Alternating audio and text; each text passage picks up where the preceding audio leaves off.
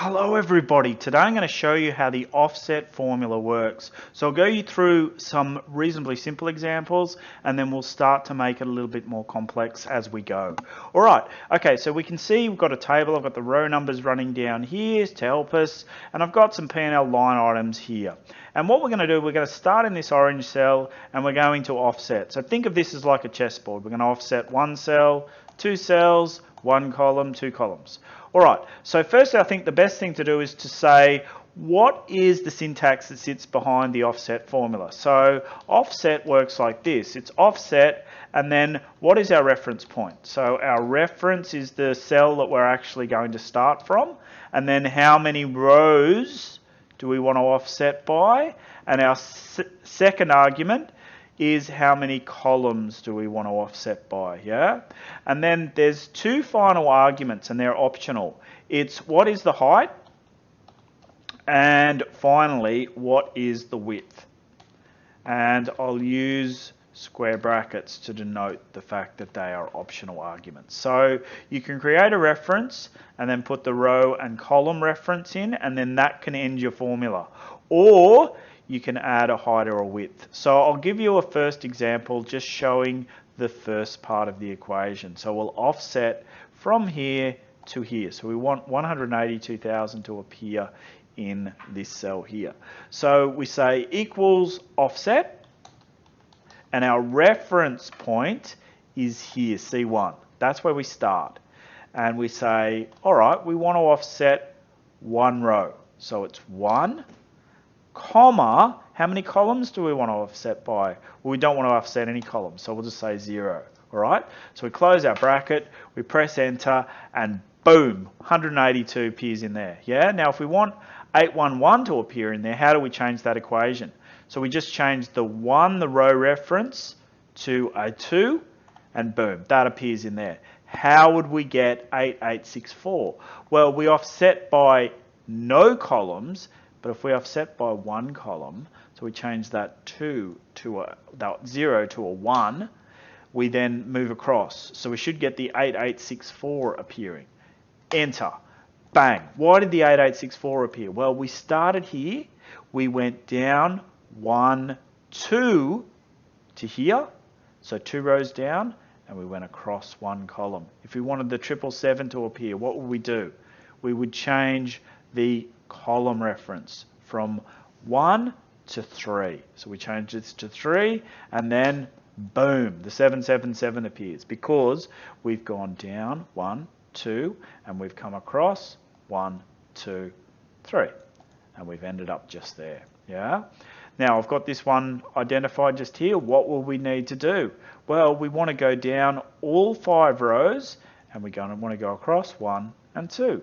So we change the 2 to a 5, and we change the 3 to a 2, and you get the 2768. Boom, all right? That is a very simplistic version of how the offset formula works. Now, if we were going to sort of try and incorporate the height and the width, we run into a little bit of a problem when we go to push that data in. So if we were to say, okay, we want to go down, so at the moment, let's keep it nice and simple. Let's say we want to go down 1, and we want to go across 1, yeah? All right, so basically we're at this cell just here, yeah? So we've gone down 1 and across 1, yeah? Now let's say we want to incorporate this column here, February. So we go, oh, okay, we want the height to be 5, yeah? So we're in this February column and we say, comma, the height, 5, all right? Now, the last 2 arguments are optional, so I don't need to do anything other than that. So when I press enter, we get still 162, yeah? Now, that hasn't changed the height at all, yeah? So it hasn't given me this consolidated range. What we really need to do is to use it in conjunction with another formula, which is what I'm going to explain in the next section here. So what I've got in this is exactly the same table. And what we'll do is we will create a summation of all of these columns, yeah? So offset can't do that by itself. It can't return more than one piece of information. It can create a range, but it can't say, oh, okay, let's sum the range. For that, you need to sum. So if we nest the offset formula inside of a sum formula, we should be able to get everything that is inside this little yellow box. All right, so let's start off with a sum. So we'll say equals sum, open bracket. We would then want to offset. So we type the offset formula and then we say, okay, what's our starting reference point? So we might start in the same cell, C1. All right, good stuff. And we want to go down one row, yeah, and we want to say, all right, comma, and then we want to basically go across absolutely no columns. So no columns, and then we want the height to be 1, 2, 3, 4, 5, yeah, and then we want the width, this is the width part, to be 1, 2, 3, 4. So we'll say 4, and then we close our bracket. And what we should get is the summation of everything. Now the totals are down the bottom, so we want that 790, 783 to go smashing into cell H2. Press enter. I forgot to put the last bracket. I'll say no and I'll do it myself. So close my bracket and enter. Boom. Pops into that cell. Okay. So that's given us the entire table. Now, let's say we wanted just a specific column. Yeah. Let's say we wanted, say, this column here. So we wanted the summation of everything in there. So let's look at our formula. Okay. We've offset. We've started in C1. We've gone down one row. That's fine.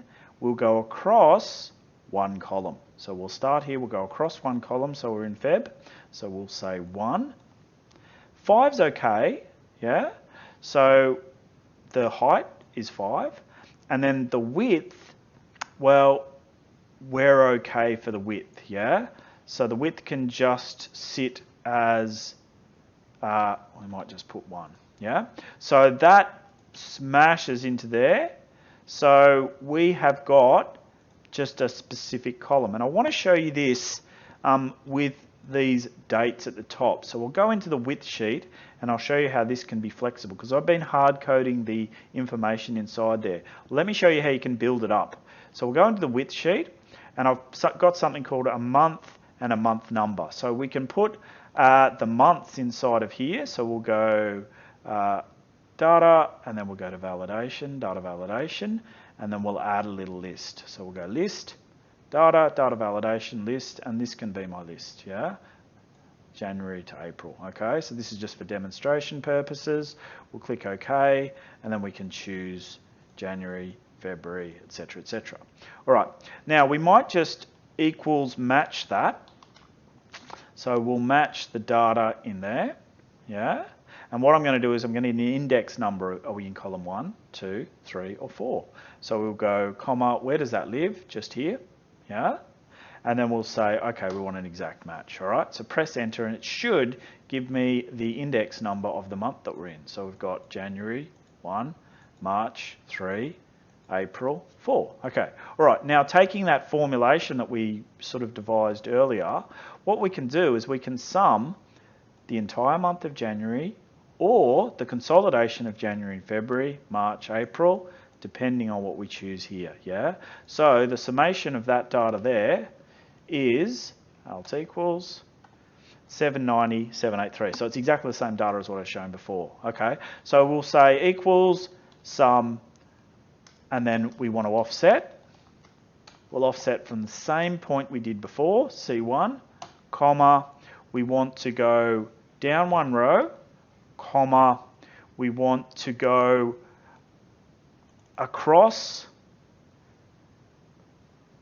no columns, and then we want the height to be 5, and then we want the width to be 4, yeah? All right, so we'll close our bracket. We should be getting that 790, 783 smashing into this cell. There it is there. All right, now, well, look what happens when we change the April to March. we get 593, which is effectively equals sum, and then we'll start here, and then we'll go to here. We might just pull that across, and then we'll say, we'll hard code the C8, F4, and then we'll close a bracket. Nice, and then that should grow nicely till we get a reconciliation. We won't include that. Okay, so the first month, look, you know, I probably should have done this a little better, but yep, that's effectively the information growing. So if this comes back to 2, it should be 387. Boom. If it goes to 1, it's just looking at January's, the 202 reconciles with the 202 there. So you've got the data flying through. Now I've just made one of those pieces dynamic. You can make it all dynamic, yeah? So that is how the offset formula works, from the very simplistic to a little bit more complex.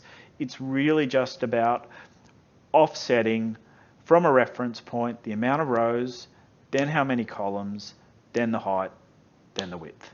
All right, everyone. Hope you enjoyed. Have a great day. We'll see you next time.